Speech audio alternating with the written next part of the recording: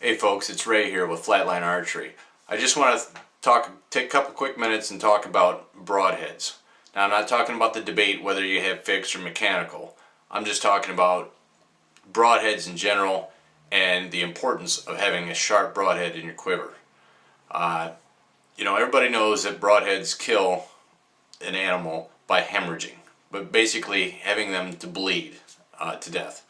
I just want to show you a quick example of something that I picked up along the years, that it's a good visual aid to kind of imagine, the difference between using a dull broadhead and a sharp broadhead.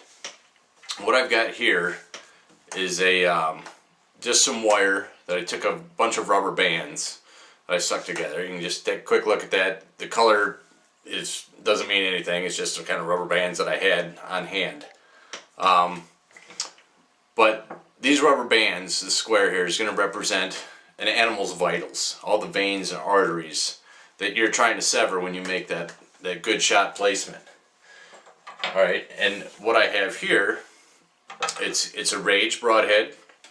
And you can use this with any broadhead. It doesn't matter, any broadhead across the board. But what I've got here is a Rage broadhead that I've shot one time into the dirt. Now, when I was younger, I used to, shoot a broadhead in the dirt and be like, oh, I don't have the money to buy new broadheads. I can use it again, and I'll clean it off and I'll put it back in my quiver. Well, I've since learned that that is a way bad thing to do. You're going to end up with a lot of wounded animals that you're never going to find, and there's nothing worse than that. But I just want to show you. I'm going to take this, and I'm going to take this broadhead and I'm going to place it right in the center at a cross angle where it's going to hit the most rubber bands here. And I take this and I'm going to pull it through.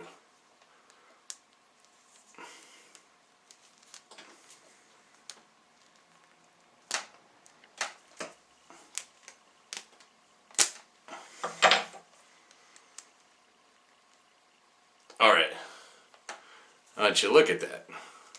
Once I bend the frame back out, because it took a lot of energy and effort to push that through, I want you to see that in that big mass of rubber bands, I kind of cut one right there.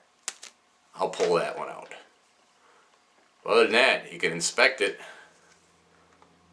and there's no other rubber bands that are cut. Now I'm going to do the same thing with my other broadhead that is fresh out of the box, never used, and I'm going to push it through in the same point, right in the center of those rubber bands, right where I just pushed the other one through.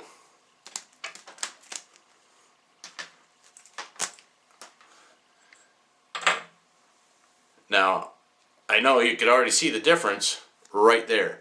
The rubber bands just were popping, just springing right off of this thing, and it took a whole lot less effort to push through. Okay, that I don't think I can make that point any plainer, that a sharper broadhead is going to cause more damage and more hemorrhaging to your game than using a dull broadhead.